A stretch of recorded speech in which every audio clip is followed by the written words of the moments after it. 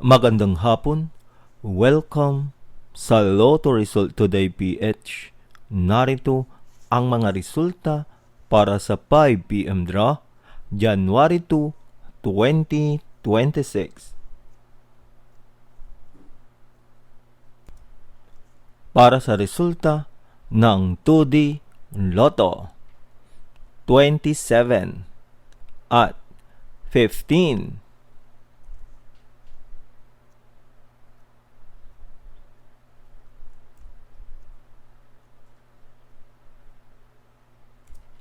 Para sa resulta ng 3D Lotto, 8, 8 at 9.